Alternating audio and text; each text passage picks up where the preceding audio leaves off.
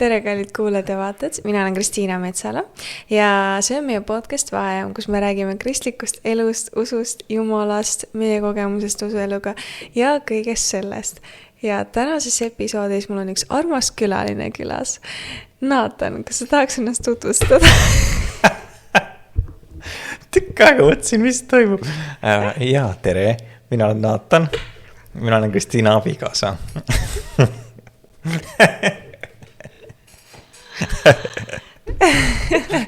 Nii hea on tagasi kahekesi episoodis ka olla. on, see on väga tore. Ja, sest et järgmine nädal tuleb meil jälle uus külaline. Me nagu ei planeerinud seda.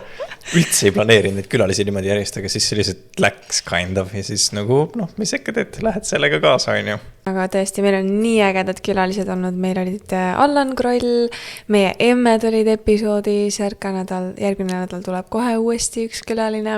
Ja see on tõesti nii äge vaadata, et kuidas tulevad sellised mitmekülgsed episoodid ja mis katavad nagu palju rohkem teemasid, et me oleme ka nii piiratud oma noore inimese mõtlemise poolest ja on äge nagu kuidagi saada natuke teist perspektiivi ja saada sellist vaheldusrikkaid mõtteid siia ka. Täpselt natukene küpsemat perspektiivi, aga võib-olla ei tohi niimoodi öelda.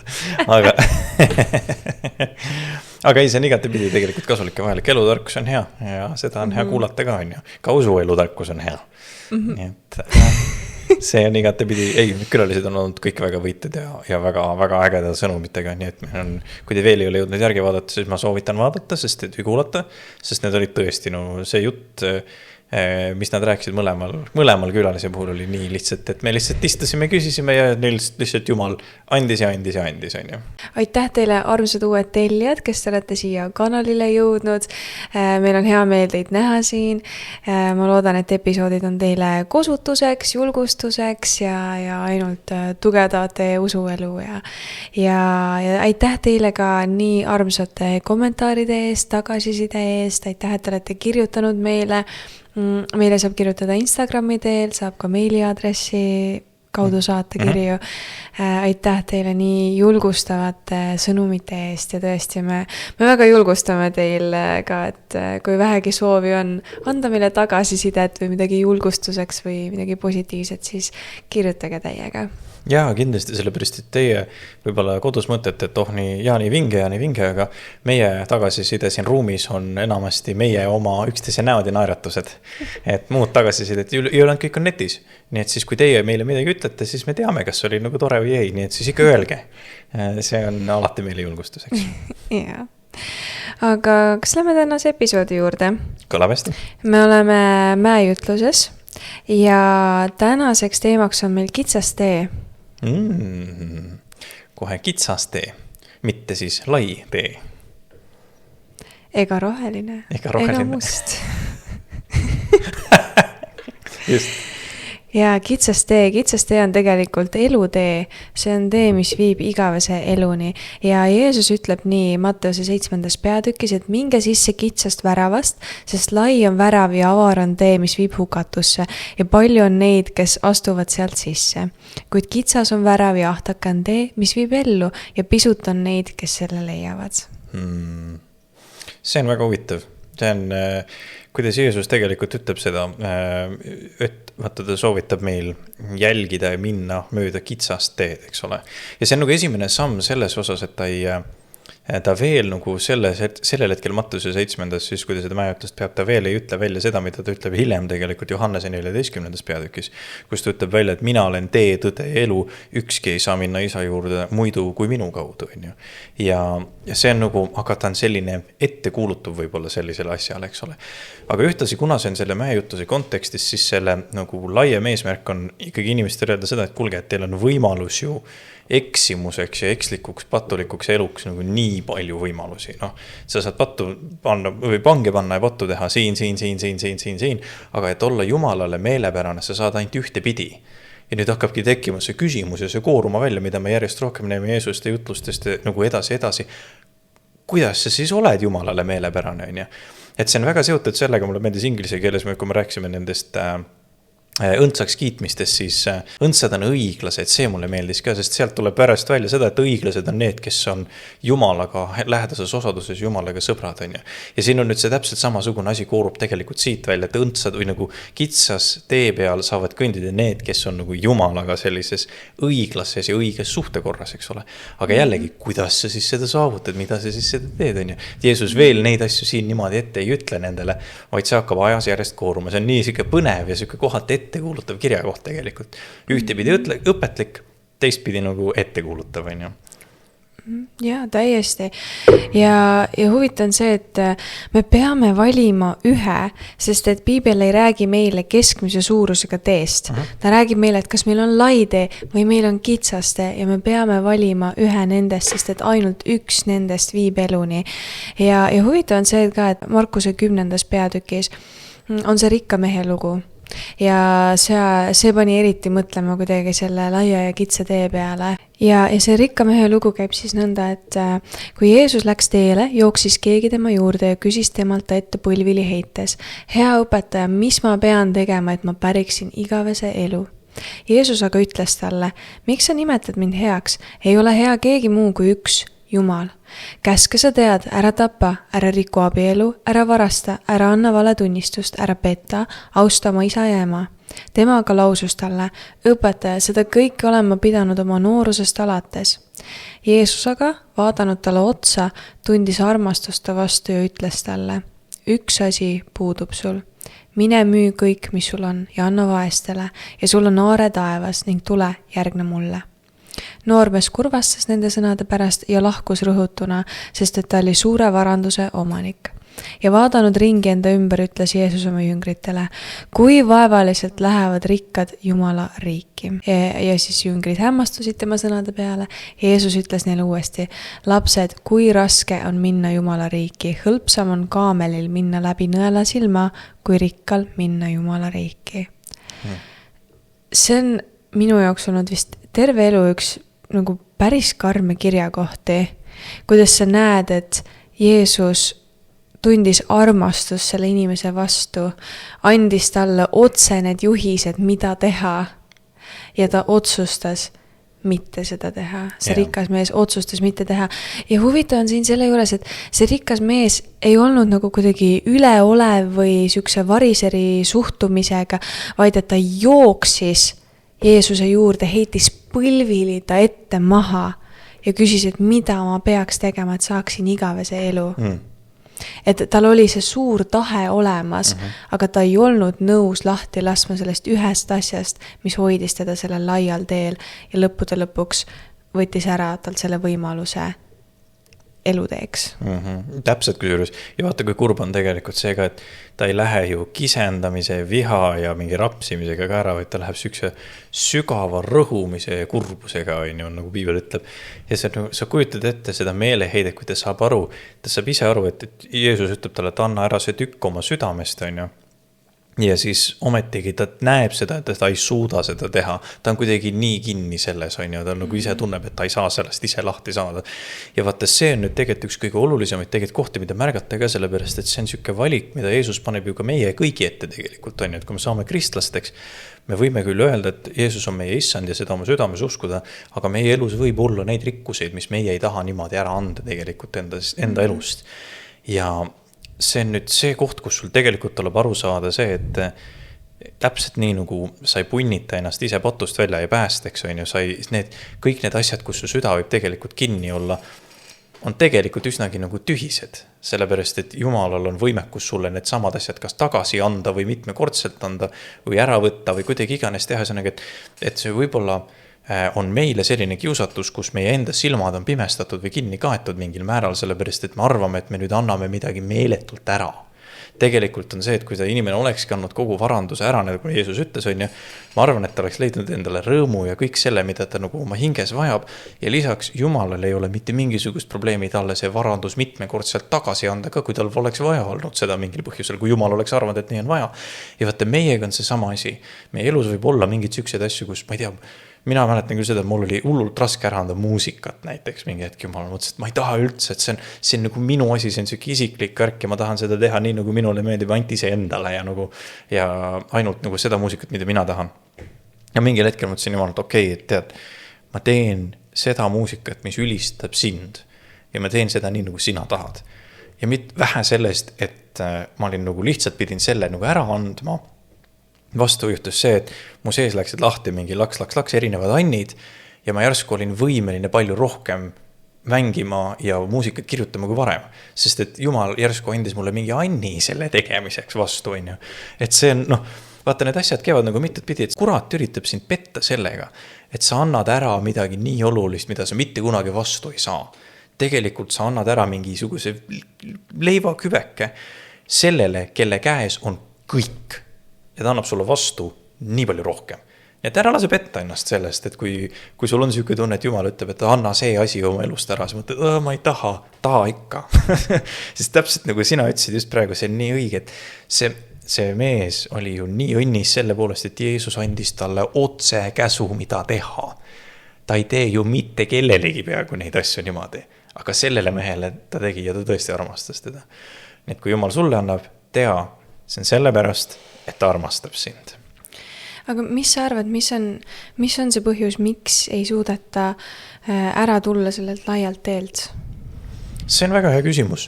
Ma arvaks, et see esimene nagu suurem punkt on see, et seal on nagu patu armastus, aga ka harjumuse armastus, võib-olla mugavus, kõik sellised asjad on ju, et kui sa oled nagu näiteks harjunud teatud viisidel ennast lõõgastama, näiteks väga hea näide on ju alkohol või mingisugune meelelahutus, pornograafia, mida iganes, kõik siuksed asjad võivad olla tegelikult sellist mugavad sõltuvused on see, milles me tänapäeval oleme hästi palju kinni kogu aeg. Aga ka näiteks tagarääkimine on ju, kõditab keelt mingil määral nii-öelda, tegelikult kohutav asi on ju. Kui sa oled terve oma elu harjunud neid asju mingil määral nagu tegema, siis kui sa nendest asjadest vabaks saad ja need asjad nagu maha paned, siis tegelikult see tunne ei ole koheselt meeletult hea. Et ükski sõltlane, kuule selleks meil ongi nagu näiteks need rehab-keskused, sellepärast et sõltlased ei ole ju panevad oma sõltuvuse maha, mõtled, kuule, nii on ju palju parem on ju. Seal on ju meeletud valud ja kõrval võõrutusnähud ja mingid kõik siuksed asjad, kõik selle nimel, et sa saaksid üldse vabaks on ju. Ja siis võib-olla hiljem natukese aja pärast hakkab hea ka. Aga see ongi see, et sa ei taha seda protsessi läbi minna, sest et inimesed võib-olla ei näe ja ei mõtle seda, et mis väärtus mul on vabadusele. Vähemalt see on nagu see, mida mina arvan, et paljud võib-olla vaatavad, mõtlevad, et miks ma üldse peaks nendest asjadest lahti saama, on ju, et kui ma kui ma olen kristlane, mul on mingi käsk antud, on ju, aga isegi kui ma ei ole, miks ma peaksin, on ju, mis kasu mul sellest on. Võib-olla, et inimesed ei näe väärtust selles, et sa saaksid tegelikult Jumalaga täielikult vaba ja sõltumatut ja rõõmsat elu elada. Ja selles on tegelikult nii suur rõõm, mida võib-olla lihtsalt ei nähta. Aga mis sa arvad? Ma arvan, et üks suur asi, mille pärast jäädakse kinni sellesse vanasse ellu ja ka ühtlasi selline laiemasse teesse ongi see, et see on saanud sinu identiteedi osaks ja sa ei saagi vanadest asjadest lahti lasta, kui sa pole nõus ennast vaatama muudetud inimesena. Kui su kujutluspildis on ikka see vana sina ja mitte see muudetud uus loodu.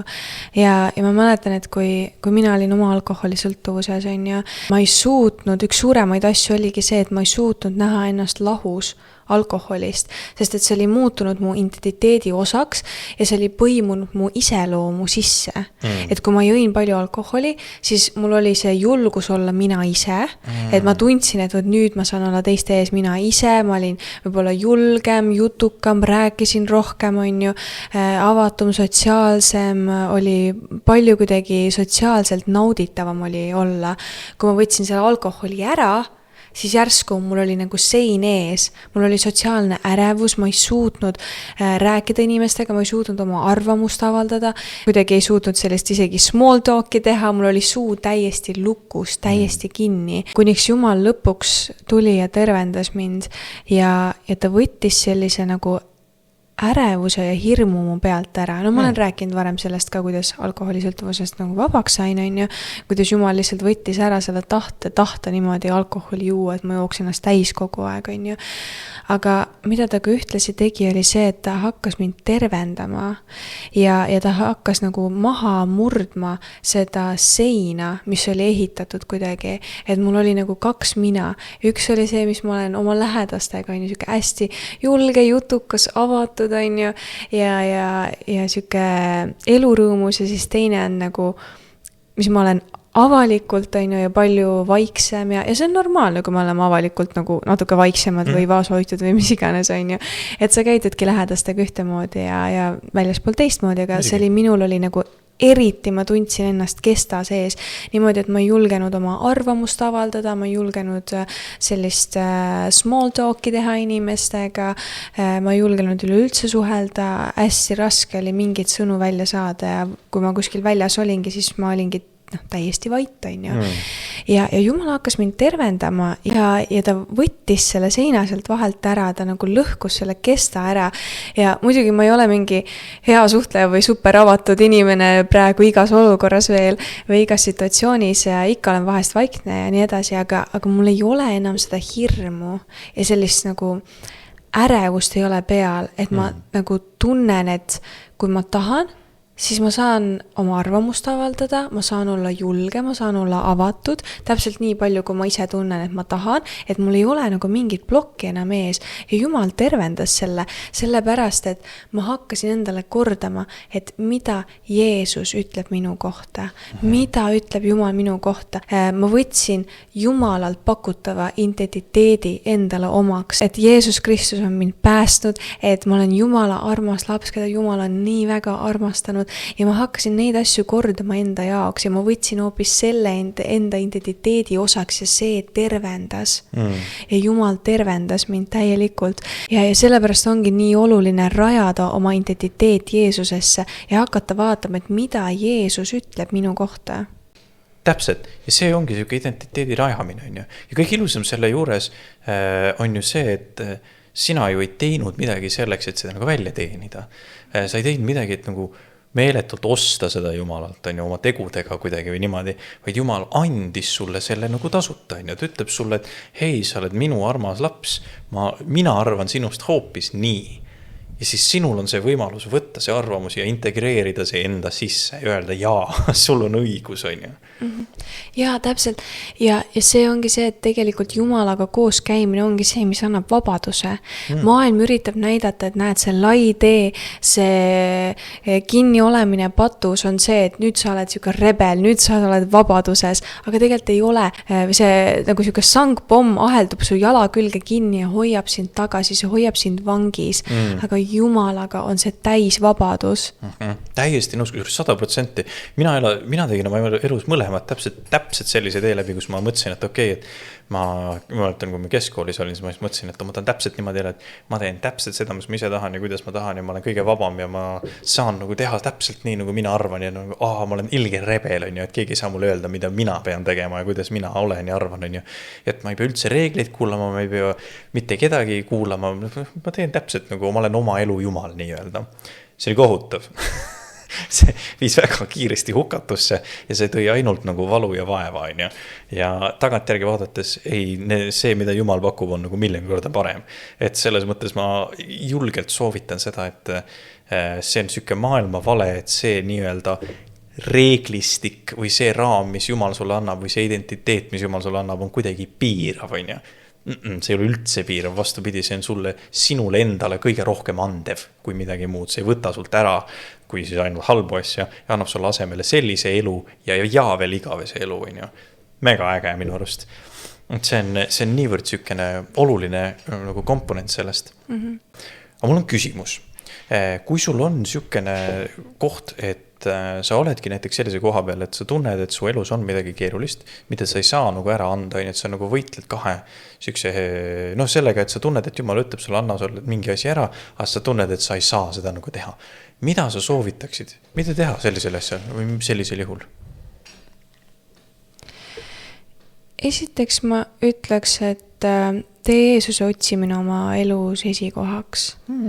et las su silmad olla alati Jeesuse peal ja meid on kutsutud pühaks eluks, aga see pühadus ja puhtus, see ei ole põhjus, vaid see on tagajärg. See on tagajärg selleks, et sa esmalt tuled Jumala juurde ja siis sa saad vabaks kõigest sellest pahnast. Ja ma varem ei saanud kunagi aru sellest, et kuidas ma lihtsalt järsku muutun nagu, et kuidas et ma ise ei punnita, aga siis järsku ma peaks saama sõltuvustest vabaks, et kuidas see juhtub. Et ma võin ju lugeda peatükk piiblit päevas, ühe palve teha, aga siis ikka lähen õhtul ja patustan, et miski ei muutu ju, et kuidas see peaks lihtsalt niimoodi suvalisest kohast tekkima see, kui öeldakse, et see ei ole sinu enda punnitus, et mida see tähendab. Ja tegelikult see ei käigi niimoodi, et see ei käi nii, et lähed ja natuke loed piiblit ja nüüd maagiliselt kõik on korras, sest et sa võid oma mõistusega piiblit lugeda, aga kui su süda on maailma poole ja ihkab maailmat ja mitte Jumalat, siis sa ei tulegi välja oma sõltuvustest. Ja siin ongi nüüd oluline meeleparandus. Sa parandad meelt, sa paned maha oma vana pahna, vana elu ja otsustad keerata Jumala poole. Keerad oma südame Jumala poole, näita selg maailma asjadele ja keera süda Jumala poole. Ehk siis see meeleparandus ja seejärel sa õpid armastama Jeesust. Sest et sa ei saa enne õppida armastama Jeesust, kui sa ei ole keeranud selga maailmale, sest et sa ei saa teenida kahte isandat. Sa pead valima ühe. Ja õpi armastama Jeesust, mitte Jumala tegusid. Need on ka väga olulised, aga õpi armastama Jumalat ennast. Ja siin on nüüd oluline koht piiblil ja palvel, sellel isiklikul osadusel Jumalaga. Ja kui vaja, võtta julgelt ka oma usuellu muid vaimelikke praktikaid, näiteks paastumine. Ja veel, et ära jää üksi, et leia endale kristlasi ümber, leia kogukond, mine kogudusse, kui sa veel ei käi, mine naiste või meeste osadusgruppi näiteks, meil on koguduses väga äge naistekas ja nii äge ja see on olnud mulle nii suureks kosutuseks ja meil on seal naised, kes tuliselt armastavad Jeesust ja teenivad Jeesust ja see on mul olnud alati selliseks inspiratsiooniks ja eeskujuks. Nii et tõesti ära jää üksi, kui sa oled selle nüüd järgmise sammu teinud, et sa oled õppinud Jeesust tundma, et leia enda ümber inimesed, leia endale mentor, leia endale kristlased, leia kogukond. Ja väga ilus vastus, see on väga-väga kena. Ma võib-olla lisaks su mõttele juurde selle idee, ma kuulasin täna sellist õpetajat nagu Bishop Robert Barron, kes mulle viimasel väga meeldib, katolika õpetaja. Ja ta rääkis, ma kuulasin tema jutlust teemal, mis on püha vaimu nagu märgid või kuidagi püha vaimu sellised, et kui püha vaim tuleb kohale, mis siis saab, ja üks asi, mis ta ütles nii kenasti, oli see, et kui püha vaim kuskile tuleb, et siis ta lükkab välja kõik selle, mis on must ja kole ja patune ja nõme. Et tema kohalolu on piisavalt püha ja tugev, et nagu lihtsalt välja tõugata kõik see, mis sina tegelikult ei kuulu. Mis tähendabki, et seda, et kui sa teed täpselt nii, nagu sina soovitasid, et sa kõigepealt parandad meelt ja siis õpid armastama Jeesust, paned oma fookuse tegelikult tema peale ja siis võtad seda isiklikku osaduse aega, see täidab sind selle valgusega, mis lükkab iseenesest välja kõik muu selle mustuse ja kurjuse. Sest et Jumalas on see vägi iseenesest olemas. Ja see on üks osa sellest nagu, temaga täitmisest. Et selle naturaalne tulemus on lihtsalt see, et see lükkab sinust välja selle kurjuse ja mustuse. Ja siis see ongi vabadus. Kes nagu muud ei olegi. Et see on nii kuidagi kihvt selle juures. Aga mis sina arvad, mida teha selles olukorras? See on väga hea küsimus. Ma arvan, et sa nagu tegelikult täpselt tabasid nagu naelapea pihta. Sa rääkisid kõik need õiged elemendid ja pointid ära. Et ühesõnaga see küsimus on ju tegelikult, nagu sa ütlesid nii kenasti, see tegelikult on perspektiivi võitluse küsimus. Sellepärast, et me jääme nagu kinni sellesse serveeritud narratiivi meile, et appi ma pean ära andma endale midagi nii kallist ja õudset ja jubedat. Ja tegelikult Jumal on seal kõrval nagu, kas sa saad nagu vaata korra seda suurt ja laia pilti, mida mina üritan sulle näidata. Ja kui sa keerad ennast Jeesuse poole, siis sa vaatadki seda suurt ja laia pilti ja mõtled, vot näed, nii pidi keerad need asjad hoopis. Nii et ja minu vastus on, kuula minu naise vastust, see oli kõige parem vastus. okei, sa teed oma valiku mingisuguses asjas ära ja sa otsustad oma elus mingis elusektoris jumala kasuks, otsustad patu kõrvale panna ja nii edasi. Mis juhtub, kui sa nagu tagasi lähed? Kas on võimalik üldse niimoodi, et sa oled kristlane ja juhtub kogemata midagi, et oh no, ma ütlesin, et ma enam seda pattu ei tee või nii edasi, aga siis läheb 5-10 aastat mööda, avastad ennast jälle sealt patust või kuidagi. Mis sa sellisel juhul teed? Kuidas sa siis teed, kui sa nagu tunned, et sa oled nagu tagasi hammustunud sammu nendes asjades? See tuleb alati nii salakavalalt ja sest, et kui sa jõuad Jumala juurde, siis keegi ei mõtle, et kui sa oled selles niimoodi armumise pilves sees, siis keegi ei arva, et okei, nüüd ma ei tea, 3 aasta pärast ma olen nüüd padualkohoolik jälle tagasi, on. Need asjad tulevad valikute tagajärjel ja see juhtub tihti selliste väikeste valikute tagajärjel ja need väiksed valikud on sellised salakavalad. Nad tekitavad tunde, et meil on nagu ruumi liikuda sellel kitsal teel ja siis ta kogu aeg nihutab seda piiri, nihutab, kuni järsku sa saad aru, et oih, ma langesin siia laiale teele. Aga see on nagu aastate pikkune või see on nagu siuke pikemas ajas tehtud mitmed valikud, mis on viinud sinna, on. Et selles mõttes, et jah, sa võid küll langeda tagasi sõltuvusse, langeda tagasi pattu, on. Ja siis on jälle see, et sa pead meelt parandama, jälle hakkama Jeesust otsima, on. See ei ole midagi, kui sa maha kukud, siis selle point ongi see, et sa tõused tagasi ülesse, mitte ei jää oma maha poriloiku kükitama, on. Sellel ei ole mõtet lihtsalt. Et meil on elu antud elamiseks ja senikaua, kuni sa elad, on meil võimalus püsti tõusta. Ja kui sa soovid vältida sellist olukorda, siis ma arvan, et üks parimaid soovitusi ongi see, et sa iga hommik valid Jeesuse. Et sa iga hommik teed selle valiku, et tulla Jeesuse juurde. Iga päev. Ja siis see hoiab sind sellel, sest et kitsal teel sa saad püsida, kui sa otsustad püsida kitsal teel. See ei ole sinu tunnetest lähtuv, sinu tunded viivad sind kuhu iganes. See, et sa püsid kitsal teel, sõltub sinu otsustest, kas sa iga päev otsustad valida Jeesust. Jaa, täiesti õige. Ma olen nagu täiega nõus sellega. Mulle hullult meeldib selle sama nende kitsaste teede ja nende kirjakohtade juures. Jeesus ütles väga huvitavalt Luuk 13:24 ütles üks asja. Võidelge, et minna sisse kitsast uksest, sest paljud, ma ütlen teile, püüavad minna, aga ei suuda. Ja võt see on ka minu jaoks nagu väga hämmastav tegelikult selle juures on see, et kui sa vaatad seda, kuidas Jeesus ütleb ka, et kuulge, et te peate võitlema selleks, et sinna kitsast teest sisse saada, on. Et see ei olegi lihtne asi, mida saavutada, see ei olegi lihtne asi, kus nagu püsida, ka tegelikult kord sa oled nagu kätte saanud. Teiseks on see, et paljud proovivad, aga ei saa. Ja selle taga on see, et sa võid teha nagu nägu, et sa proovid, on või teistpidi, et see kuidagi, saad ja siis langed tagasi, on. Et need variante on tegelikult väga palju, on. Mis tõttu sa võib-olla ei pääse selle kitsa tee peale sisse. Aga see võitlus on nagu konstantne ja pidev. Teistpidi see on ka natukene lohutav minu arust, sellepärast, et jah, meil on kohti, kus me langeme tagasi. Jah, meil on kohti, kus me eksime, kus me paneme valesti või kus me nagu eksime.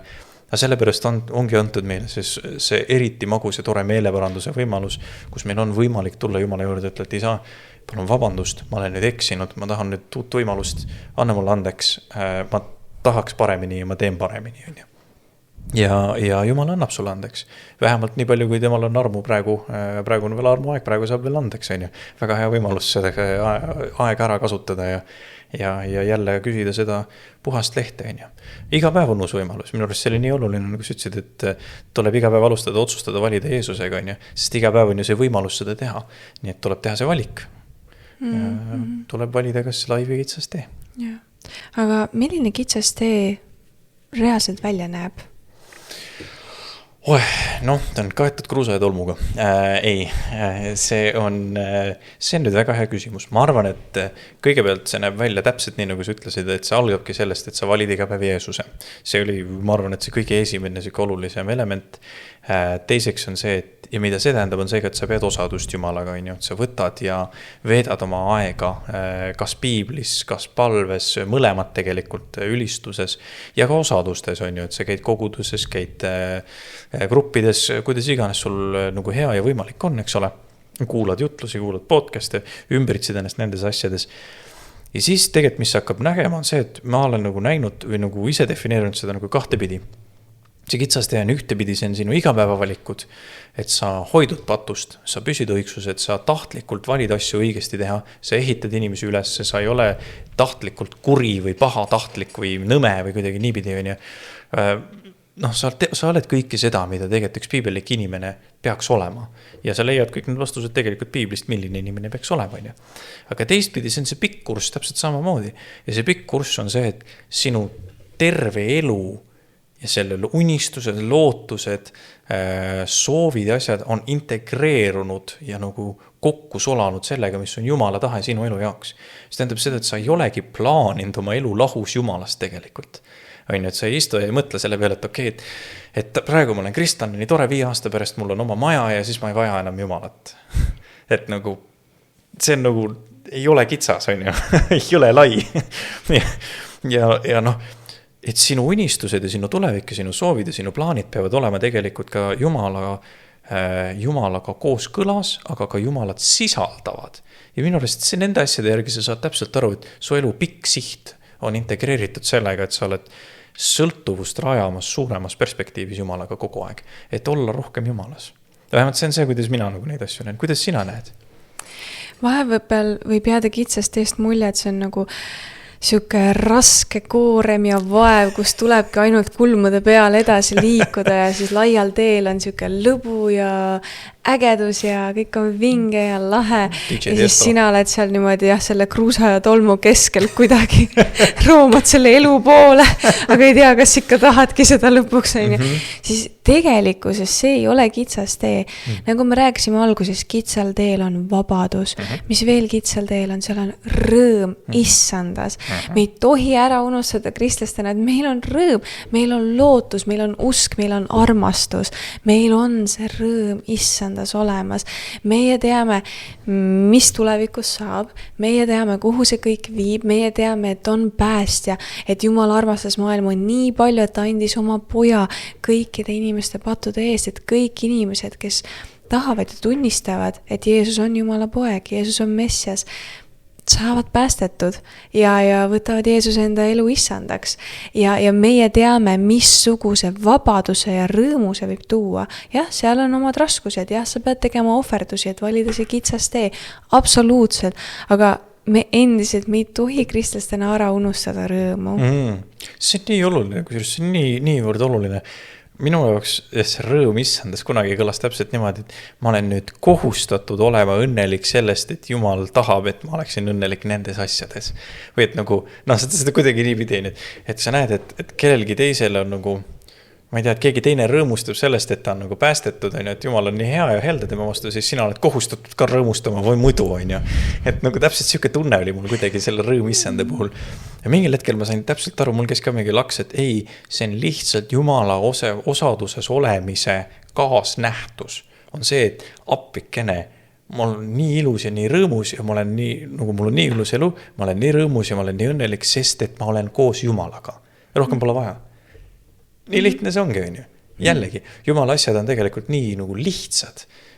Need ei ole alati kergesti saavutatavad, aga need on lihtsad. Aga üks küsimus veel natukene. Natukene. Natumusikene.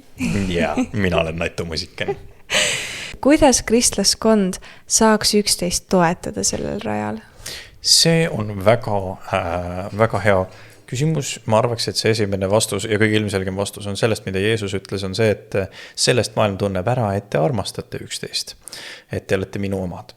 Ja ma arvan, et see nagu lähtepunkt kõigiks asjaks on see, et me armastame üksteist. Nüüd teine küsimus on see, et kuidas see tegelikult välja näeb, sellepärast, et maailm defineerib meile praegusel hetkel niimoodi, et armastus tähendab, et me kiidame kõike heaks, mida meie inimesed ümberringi teevad, ütleme, et pane täiega, et ükskõik, mis sa tahad ja ükskõik, mis sa teed, eks ole. Aga tegelikult Jumal õpetab meile natukene teistmoodi armastust. Ta näitab meile ikkagi seda, et armastus on see, et me toetame, me hoiame silma peal, me vaatame, et meie lähedastel läks hästi, kõik oleks tore. Ja kui vaja, siis me noomime ja korrigeerime. Isegi Piibel ütleb meile seda, et kui vaja, siis 4 silma nagu algul mine 4 silmaga, siis mine koguduse juhtidega ja siis vaadake sealt edasi. Aga et kui keegi on siis patustanud, et see nagu oluline koht siin kohas ongi, et armastuses võib-olla tasub olla julge ka selles osas, et me räägime ikkagi igavikust ja me räägime inimeste suhtest Jumalaga. Ja kui me näeme, et kellelgi mingisugune probleem, siis me ei lähe mitte kohtumõistvalt peale niimoodi, et oi, tead, sina oled pattu teinud selles ja selles, vaid vastupidi, me lähme juurde ja küsime, et hei, kallis vend või õde, mul on tunne, et siin koha peal on mingisugune eksimus. Äkki ma aitan sind ja äkki me saame koos palvetada, äkki me saame koos sellest asjast läbi või üle, et vaatame, et sul oleks kõik ikkagi hästi koos Jumalaga, et see on kõige tähtsam. Sest ma ei tea, minu elukogemus ja ma arvan, et sinu elukogemus täpselt samamoodi on see, et me harjume heade asjadega ära ja me harjume ka Jumala headuse ja päästega ka ära. Mis tähendab, et vahepeal ongi tore, kui keegi tuleb ja ütlebki, et kuule, hei, mäletad seda, et sa pead ikkagi Jumala number 1 panema ja sa pead ikkagi nagu seda fookust hoidma ja oma silmi Jeesuse peale. Ai jaa, õige küll, aitäh sulle, kallis vend. Et meil on kõigile seda vaja ja ma arvan, et see tähendabki tegelikult armastada teineteist ka väga tugevasti. Mis sa arvad? Mina näiteks enda mõndade tuttavatega olen just nii teinud, et kui ma näen, et inimesel on raske, siis ma vaatan, et saaks talle tiimi taha. Et ta saaks endale mingi osadusgrupi, mingi mentori. Olen ise kõrval, et niimoodi lusikaga Jumala sõna suhu toppida iga päev. Ja hoolitsed teise inimese usulise kasvu eest. Võtad selle nagu enda südame asjaks, et vaadata, et ka teistel sinu ümber oleks vaimulikku täidet äkki. Absoluutselt. Aga see on nii vaja sellepärast, et maailm on nii vali. Ja kui meil on ainult seda ilmalikku perspektiivi tuleb igalt poolt ja sõbrad ka räägivad, vahepeal isegi head kristlased sõbrad räägivad ainult ilmalikest asjadest, siis on nõme. Et selles mõttes nõme, et siis kaob ära see kõige olulisem, mis on tegelikult Jumal. Ja, et me julgustame üksteist, me toetame üksteist ja tõesti vaatame, et me ise hoiaks silmad Jeesuse peal, aga hoolitseme ka oma lähedaste eest. Jaa, aga selliste mõtetega me ka tänase osa lõpetame. Järgmises osas on meil üks äge külaline ja räägime huvitavatel teemadel, aga tänaseks episoodiks on kõik. Aitäh teile, kallid. Oleme nii väsinud. Näeme järgmine episood ja teadke, et meie armastame sind, aga Jeesus armastab veel rohkem. Olge väga õnnistatud.